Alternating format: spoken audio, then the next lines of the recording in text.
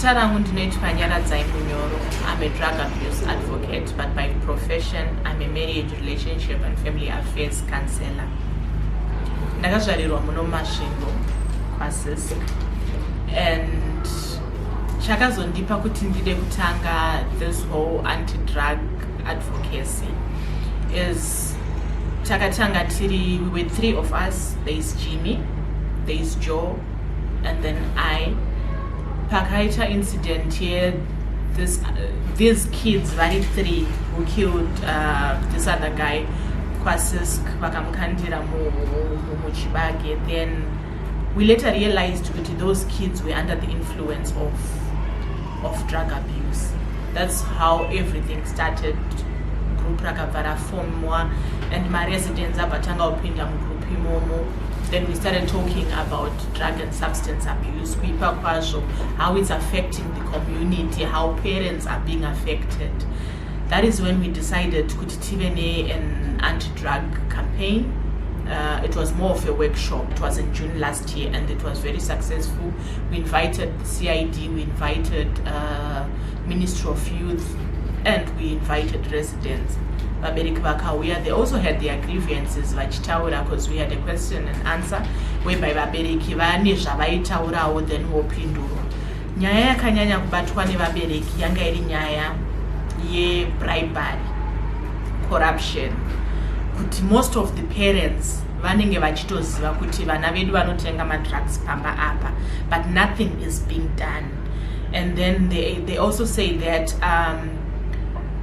mapurisa acho mamwe anopiwa mari tinotomaziva.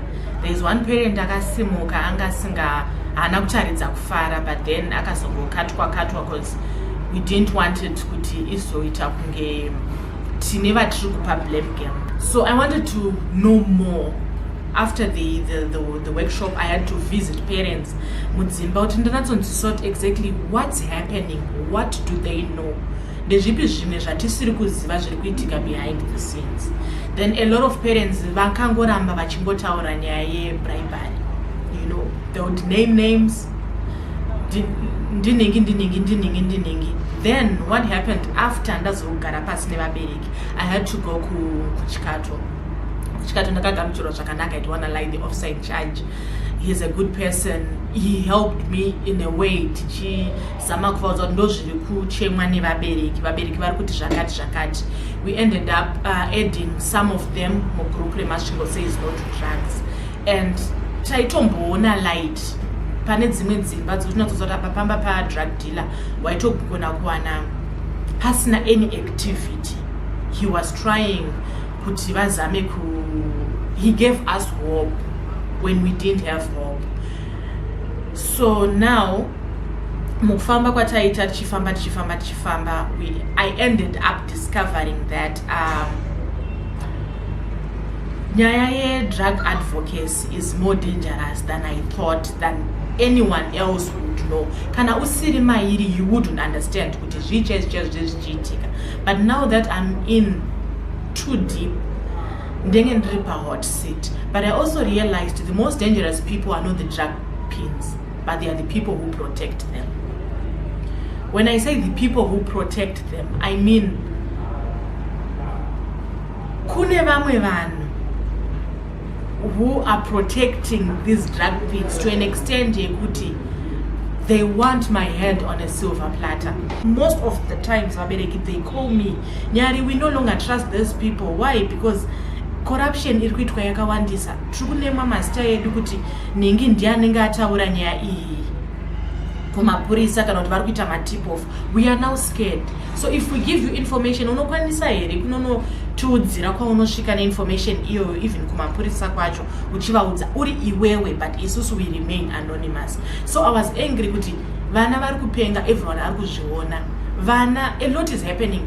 Parents are not happy. The community is not happy. Vabereki vari kutukwa nevana, a lot is happening. Mugroup umu mune vanhu vakasiyana, and mamwe mapurisa arimo nemamwe ma-CID. So after ndasenda the audio whereby I was very angry, I didn't insult anyone. I just said corruption, vanhu ngavarege corruption at the expense of innocent kids. Ndakaenda fonerwa ne senior police officer, then I went there. nandasvika. I thought pamwe ndashedzerwa, you know, kana waita chinhu usiri kuziva kuti chinhu ichocho mumaziso emamwe vanhu chakashata, you just go zvitori zviripo usiri kutombofungira kuti something like this might happen kumberi. So the reason why they called me was because audio yako yawatumira wanga disrespecta the police force. That's when I was insulted. I was insulted kuti iwewe une mwana here unorwadza, iwewe une mwana here uri kuda kuti madrugs auraya vana. Like nenyaya yekuti I don't have a child, why am I fighting against drug and substance abuse? So yeah, zvakandibata. I really got touched. Then ndabva ndanzi, what if tikati ndiwo unotengesa madrugs? Zvakandibvundutsa kuti how would you say what if ukati ndiwo unotengesa madrugs when you know I don't sell drugs? It means muri kuda kundiplantira here or muri kuda kundivhundutsira to an extent yekuti ndinogona kuzoimplicatwa munyaya dzemadrugs. It got me thinking, you know, I was very emotional. All I had to say was, kana ndakukanganisirai, then I'm sorry. For you to be okay, zviri nani ndiende ndinodissolve group. So pavakaona pandikati ndinodissolve group, they knew the moment I dissolved the group, the community chadaunzwisisa kuti why all of a sudden did I back off. But I don't wanna lie, zvandakaudzwa chero pandikanzi ndokurova, you know, mai ava vanoziva zvavanoita here, ndinokurova, unoziva here ndinogona kukurova, you know. I was scared, but at the same time ndakabvunza kuti mhosva yandapara yekuti ndirowe ndeyei, yekufighta madrugs here. Enga was it supposed to be kwandiri, or enga yanga it supposed kunotsvaga kuti who is doing this mukati medu, who is doing all this?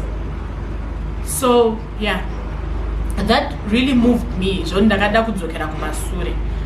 Then pandakazoudzawo vandakaudza about the incident, you know, vanozivawo muchemo, then they were like, kwewo wapara mhosva ipi, you know, wataura zita remunhu here? No, wangotaura kuti vanhu vari corrupt. Yes, saka abatwa nezvinhu izvi ndiani? Why vazosvika pa this extent? But ndaitoda kutovharirwa, you know, ndogona kuvharira, unozviziva here. And I was very scared, I don't wanna lie. But chandisiri kuziva ndechekuti what was the insults? My insults actual, why was I insulted? So ndakazvibvunza a lot of questions kuti chandanyanya kutadza papa chi, chanyanya kundirwa, chandanyanya kutukirwa papa chi. Nyaya madrugs concern yemunhu wese, because this is a crisis. It's a pandemic yawira munhu wese. So everyone else, I thought everyone else was just going to be like me, kuti we are going to fight drugs. Not so long ago, Nanda received a phone call. Nyarie, you know what, there's this guy, a certain drug dealer who say akati Nyarie akambokumakira ichi arikuda kukupisisai. Avatotaurwa nezita. They were like, so why are you after me? Then I went back to group. You know what, you guys, murikundiisa panguva yakaoma. If you go ndikauya tongo ndasvika kuoffice kwenyu, then mofonera madrug dealers kuti Nyarie anga ari panapa, munondikuvadzisa at the end of the day. Ndakanyora mugroup. Then I had to remove them because vanhu vakabva vatanga kutudza munaningi. Then I started removing them. Why? Because nandakukoshesa security yevanhu, safety yevanhu. Why? Because my residents anga achingotaura, otaura, nyaya dziya dzotorwa dzonodzoserwa back. So in a way I had to protect people. But in my journey I realized that drug pins, drug dealers, they are not as dangerous as the people who protect them.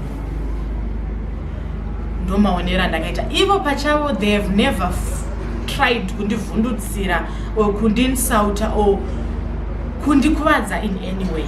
But the people who are after me are the people who are supposed to be protecting me from the drug pins. Chikumbiro changu ndechekuti all uniformed forces vese vane power to help and protect the youth from killing their future.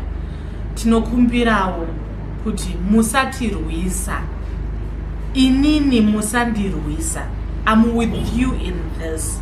Shuviro yedu ndiyekuva ne a better Masvingo, a clean Masvingo, a drug-free Masvingo, and Zimbabwe at large.